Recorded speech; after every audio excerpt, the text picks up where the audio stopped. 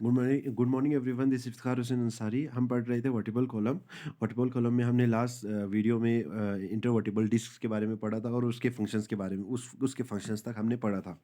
आज वाले क्लास में हम वर्टिबल फोरामेन की बात करेंगे। वर्टिबल फोरामेन मींस वो स्पेशस वो वाइड स्पेस होती है वर्टिब्रे के बीच में, जो कि स्पेस प्रोवाइड करती है टू फॉर्म स्पाइनल कनाल, जहाँ से आपकी स्पाइनल कोड रन करती है। ठीक, अगर हम स्पाइनल कोड के फंक्शन की बात करें तो फिर ये वही वाला सिस्टम है, नर्व सिस्टम है, जो कि आपके ब्रेन को कनेक्ट करता है विद द एब्डोमिनल सेक्शन। और यहाँ पे यही जो वर्टिब्रे है सेंस ऑर्गन को सेंस करने में मदद करता है और बॉडी के मूवमेंट करने के लिए यहाँ पे रिस्पॉन्स देने में मदद करती है, जो कि रिस्पॉन्स ब्रेन से आती है उसे पहुँचाने में मदद करती है बॉडी के हर एक पोर्शन तक। ठीक, अगर हम सर्विकल वर्टिब्रे की बात करें तो फिर सर्विकल वर्टिब्रे जो है 7 प्रेजेंट होती है, जिसमें हमारा C1, C2 और C7 जो वर्टिबल होती है, वर्टिब्रे होती है, वो वेड होती है, वो अलग स्ट्रक्चर्स पे अलग तरीके की स्ट्रक्चर्स होती है।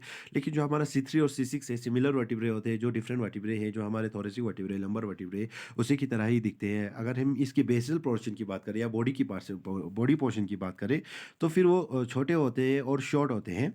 और जो हमारा वर्टिबल आर्च की बात करें तो फिर जो वर्टिबल आर्च की बात करें तो फिर वो बड़े हो जाते हैं। वर्टिबल और आर्च के बड़े होने का मतलब यही है कि इनमें जो स्पेस है, जो कि वर्टिबल फोरामेन के लिए जो स्पेस है वो बड़ा हो जाता है, क्योंकि इनमें जो वर्टिबल आर्च है वो बड़े हो जाते हैं। ठीक, फर्दर अगर हम इसमें ट्रांसवर्स प्रोसेस की बात करें, ट्रांसवर्स प्रोसेस में भी एक फोरामेन बन जाता है, जिसे बोला जाता है ट्रांसवर्स फोरामेना भी बोला जाता है। फर्दर इनमें जो स्पाइनस प्रोसेस होते हैं वो बायफिट होती है। अगर हम सर्विकल वर्टिब्रे में इन जनरल अगर हम बात करें तो फिर इनमें जो स्पाइनस प्रोसेस होते हैं वो इनका इसका apical portion single apical portion नहीं होते, सिंगल टिप नहीं होते, लेकिन यहाँ पे ये बायफिट हो जाती हैं। ठीक, सबसे पहले हम C1 वर्टिब्रे की बात करें तो फिर इसे बोला जाता है एटलास वर्टिब्रे। अगर हम एटलास वर्टिब्रे की बात करें तो फिर ये रिंग शेप्ड होता है, रिंग शेप्ड स्ट्रक्चर होता है, जिसमें जो हम बॉडी की बात करें, लास्ट जो हम वर्टिब्रे में बॉडी की बात करते हैं, बेसल पोर्शन की बात करते हैं, वो इसमें एब्सेंट होती है। अगर हम इसके लेटरल मास की बात करें तो फिर लेटरल जो मास है वो इंटरकनेक्टेड रहता है with this anterior and posterior arch. जो एंटीरियर आर्च है या इसका पोस्टीरियर आर्च है, वो इस ये जो लेटरल आर्च है, ये इसके एंटीरियर आर्च से कनेक्टेड रहते हैं, और ये इसके इंटीरियर आर्च से भी कनेक्टेड रहते हैं। और सॉरी, मैं इसको अच्छी तरीके से दिखाता हूँ। जो इसका लेटरल आर्च है, ये जो लेटरल आर्च है, ये कनेक्टेड रहता है एंटीरियर आर्च से भी और पोस्टीरियर आर्च से भी, ये इंटरकनेक्टेड रहते हैं। अगर हम लेटरल मास की बात करें तो फिर लेटरल मास में आपके पास सुपीरियर आर्टिकुलर फेसेट्स प्रेजेंट होती है, जो कि आपके ऑक्सीपिटल कोंडाइल के साथ जाके जुड़ जाती है। और फर्दर अगर हम इसके इन्फीरियर आर्टिकुलर फेसेट्स की बात करें तो फिर वो आर्टिकुलेट करता है सुपीरियर आर्टिकुलर फेसेट्स के साथ C2 के। ठीक, अगर हम एंटीरियर आर्च की बात करें C1 की, तो फिर वो आर्टिकुलेट करता है डेन के साथ C2 के। डेन मीन्स वो हम नेक्स्ट में पढ़ेंगे कि C2 में डेन क्या होता है, उसके बारे में पढ़ेंगे। यहाँ पे ये बोला गया है कि C1 का जो आर्टिकुलर आर्च है, या एंटीरियर आर्टिकुलर आर्च है, वो उसके साथ जुड़ जाता है और C1 वर्टिब्रे को C2 वर्टिब्रे के साथ आर्टिकुलेट करने में मदद करते हैं। अगर हम C2 वाले वर्टिब्रे की बात करें तो फिर C2 वर्टिब्रे सिमिलर होता है सर्विकल वर्टिब्रे, दूसरे सर्विकल वर्टिब्रे की तरह, लेकिन इसमें एक प्रोसेस होती है, पेग लाइक स्ट्रक्चर होता है, जिसे हम बोलते हैं डेन बोलते हैं, जो इसके बेसल बॉडी के रीजन में प्रेजेंट होती है, जो कि दूसरे वर्टिब्रे में एब्सेंट होती है। पेग लाइक स्ट्रक्चर होते हैं, और यही वो वाला पेग लाइक स्ट्रक्चर है जो कि C1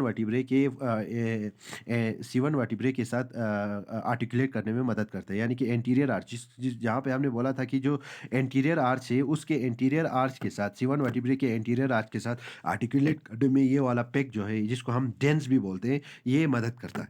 फर्दर अगर हम थोरेसिक वर्टिब्रे की बात करें तो फिर थोरेसिक वर्टिब्रे सिमिलर अ, होती है हमारे दूसरे वर्टिब्रे के साथ, लेकिन यहाँ पे इसकी अगर हम बात करें तो फिर ये एटलास और एक्सिस से वर्टिब्रे से बड़े होते हैं, और इसका जो स्पाइनस प्रोसेस है ये पोस्टीरियरली एराइज होती है, और ये पोस्टीरियरली एराइज होती है। ठीक, और ये नीचे की तरफ ये जो इसका जो एंगल होता है वो नीचे की तरफ होता है। लेकिन अगर हम वर्टिबल फोरामेन की बात करें इस वाले केस में, तो फिर इस वाले केस में वर्टिबल फोरामेन जो है छोटा होता है और ये जो है सर्कुलर होती है।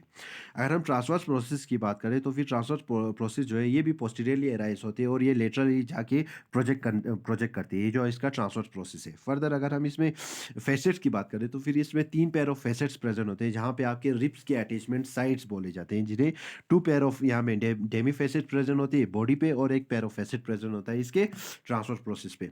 अगर हम T1 वर्टिब्रे की बात करें तो फिर T1 वर्टिब्रे में एक सुपीरियर फैसेट होते हैं और एक इंफीरियर डेमी फैसेट होते हैं जहाँ पे आपके रिब्स के हेड्स जुड़ जाते हैं। फर्दर अगर हम T2 और T8 की बात करें थोरेसिक वर्टिब्रे सेकंड और 8 की बात करें तो फिर यहाँ पे सुपीरियर और इंफीरियर डेमी फैसेट्स प्रेजेंट होती हैं जो कि रिब्स के हेड को कनेक्ट करने में मदद करती है। और जो T9 वर्टिब्रे होते हैं उनमें सिर्फ डेमी फैसेट्स प्रेजेंट होती है और T10 और T12 में यहाँ पे सुपीरियर फैसेट्स प्रेजेंट होती है। फर्दर यही जो फैसेट्स होते हैं यहाँ पे जो है रिब्स के हेड पोर्शन जो है आके जुड़ जाते हैं और इनके साथ आर्टिकुलेट करने में मदद करते हैं। अगर हम बात करेंगे इनमें इंटरवर्टिब्रल डिस्क का फंक्शन एज वेल एज यहाँ पे जो रिब अटैच होता है स्टेरनम के साथ नीचे जाके एंटीरियरली, तो फिर यही वाले दो स्ट्रक्चर जो है इस इन थोरेसिक वर्टिब्रे के मूवमेंट को लिमिट करता है, ज़्यादा मूव करने के मूवमेंट करने के लिए अलाउ नहीं करता है। ठीक। फर्दर अगर हम लंबर वर्टिब्रे की बात करें तो फिर लंबर वर्टिब्रे जो है लार्जेस्ट होते हैं, लार्जेस्ट होते हैं और स्ट्रॉन्गेस्ट होते हैं। इनका मेनली अगर हम इनकी बॉडी की बात करें तो फिर ये सबसे ज़्यादा थिकेस्ट होते हैं, लेकिन इनका जो स्पाइनस प्रोसेस भी है वो भी थिक होता है और बहुत स्ट्रॉन्ग होता है। अगर हम स्पाइनस प्रोसेस की बात करें तो फिर ये थिक होता है, ब्रॉड होता है और ये जो है पोस्टीरियरली प्रोजेक्ट करता है और यही वाला स्ट्रक्चर है जहाँ से आपके जो rib muscles sorry back muscles है वो यहाँ पे अटैच करने में यही जो स्पाइनस प्रोसेस है ये मदद करता है कि यहाँ पे जो है बैक मसल्स जो है अटैच हो जाए। अगर अगर हम सुपीरियर आर्टिकुलर प्रोसेस की बात करें तो फिर ये जो है इसका सुपीरियर आर्टिकुलर प्रोसेस जो है मीडियली यानी कि सुपीरियर आर्टिकुलर प्रोसेस जो है मिड सेक्शन की तरफ यहाँ पे आर्टिकुलेट करने में मदद करता है। फेस इसका फेस जो है मिड सेक्शन में होता है, लेकिन जो इसका इंफीरियर आर्टिकुलर प्रोसेस होता है वो जो है लेटरली फेस करता है। फर्दर अगर हम सैक्रम वर्टिब्रे की बात करें तो फिर ये जो है इनर्वेटेड ट्रायंगुलर शेप होता है, यानी कि ट्रायंगुलर स्ट्रक्चर्स होते हैं जिसमें 5 सैक्रल वर्टिब्रे एक दूसरे के साथ फ्यूज होकर बनाती है, ये हमारा सैक्रम वर्टिब्रे। अगर हम इनके फ्यूजन की बात करें तो फिर 16 टू 18 ईयर ओल्ड के ऊपर जब जो ग्रोथ हो रही होती है तो फिर वहाँ पे इसका कंप्लीट फ्यूजन होता है सैक्रल वर्टिब्रे का। अगर हम सैक्रम की फंक्शन की बात करें तो फिर ये एक स्ट्रॉन्ग फाउंडेशन बनाते हैं हमारे पेल्विक गर्डल के लिए। पेल्विक गर्डल को जुड़ने में ये अटैचमेंट साइट प्रोवाइड करती है जहाँ पे और as well as pelvic girdle को ये सपोर्ट भी प्रोवाइड करती है। और ये क्या करता है जनरल का, तो ये जो है पोस्टीरियर सेक्शन बनाते हैं और जो हमारा लोअर एब्डोमिनल कैविटी है या जिसको हम पेल्विक कैविटी बोलते हैं उसका पोस्टीरियर सेक्शन भी सपोर्ट करने में मदद करते हैं। अगर हम सुपीरियर बेस की बात करें या सुपीरियर बेस में यहाँ पे सुपीरियर आर्टिकुलर प्रोसेस प्रेजेंट होती है जो कि आर्टिकुलेट करता है इंफीरियर आर्टिकुलर प्रोसेस के साथ। जो हमारा लंबर वर्टिब्रे है, लंबर वर्टिब्रे लास्ट है जो फाई है उसके साथ आर्टिकुलेट करने में मदद करता है इसका सुपीरियर आर्टिकुलर प्रोसेस। फर्दर अगर हम इसके इंटीरियर फेस की बात करें तो फिर इसका इंटीरियर यहाँ पे आपको देखने को मिलेगा ट्रांसवर्स रिजेस आपको बहुत सारे देखने को मिलते हैं इंटीरियर सरफेस पे, लेकिन जो इसका लेटरल सरफेस है वो बहुत स्मूथ होता है जिसको बोला जाता है एला बोला जाता है। फर्दर अगर हम इंटीरियर रिजेस की बात करें सेक्रल वर्टिब्रे की, सेक्रल बॉडी की, तो फिर ये जो है आगे की तरफ प्रोजेक्ट करते हैं जिनको बोला जाता है प्रोमोटरी बोला जाता है। जो रिजेस होते हैं आगे की तरफ जो प्रेजेंट होते हैं, आगे की तरफ जो प्रोजेक्ट्स करते हैं उनको प्रोमोटरी बोला जाता है। और जो है यहाँ पे 4 pair of anterior sacral foramina present होते हैं, यानी कि 4 pair of anterior holes present होते हैं या वाइड्स प्रेजेंट होते हैं जो कि एक स्पेस प्रोवाइड करती है या रूट प्रोवाइड करती है ताकि हम आपका जो interior rami of sacral spine जो नर्व्स है, जो स्पाइनल नर्व्स है वो वहाँ से पास ऑन हो सके। ठीक।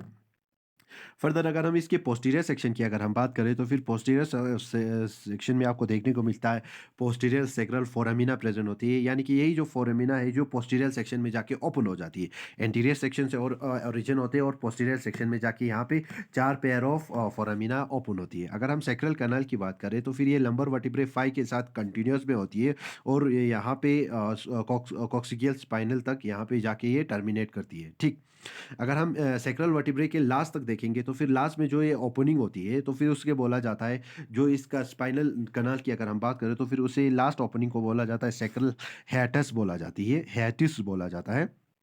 अगर हम सैक्रल हेटल्स के दोनों तरफ अगर हम देखेंगे तो फिर वहाँ पे सैक्रल कॉर्निया प्रेजेंट होती है। अगर हम मीडियल सैक्रल क्रेस्ट की बात करें तो फिर ये स्पाइनस प्रोसेस के फ्यूजन से बनती है।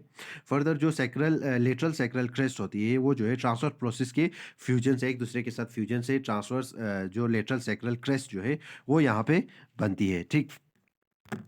फर्दर अगर हम कॉक्सिस वर्टिब्रे की बात करें तो फिर ये जो कॉक्सिस वर्टिब्रे है ये इन्वर्टेड ट्रायंगुलर शेप होता है, शेप स्ट्रक्चर होती है जो कि 4 कॉक्सिस वर्टिब्रे के फ्यूजन से जाके बनती है। अगर हम इसके डोर्सल सरफेस की बात करें तो फिर यहाँ पे जो है 2 प्रोजेक्शंस होती है जिनको कॉक्सिजियल कॉर्निया बोला जाता है जो कि ऊपर की तरफ यानी कि डोर्सल सरफेस पे प्रेजेंट होती है। और इसमें आपके जो है सैक्रोकॉगियल लिगामेंट जो है यहाँ पे जो लिगामेंट जो सैक्रम और कॉक्सिल वर्टिब्रे को जॉइन करने में मदद करती है, उनके लिए अटैचमेंट साइट्स प्रोवाइड करती है, एज़ वेल एज़ जो हमारा जो पेल्विक मसल्स है, उनके लिए एक फ्लोर प्रेज़ेंट करती है ताकि वहाँ पे वो जुड़ सके, ठीक? अगर हम मूवमेंट की बात करें वर्टिबल कॉलम में, तो फिर यहाँ पे ये जो वर्टिबल कॉलम है, आपको फ्लेक्शन बेंड करने में मदद करती है, स्ट्रेच आउट करने में मदद करती है, हाइपर एक्सटेंशन ज़्यादा एक्सटेंड करने में मदद करती है बॉडी को, लेटरली आपको बेंड करने में मदद करती है, एंटीरियर पोस्टीरियरली यानी आगे की तरफ, पीछे की तरफ बेंड करने में मदद करती है और रोटेशन करने में मदद करती है, यानी कि आपकी बॉडी को रोटेट होने में मदद करती है। And this all for vertebral column. Thank you, thanks lot.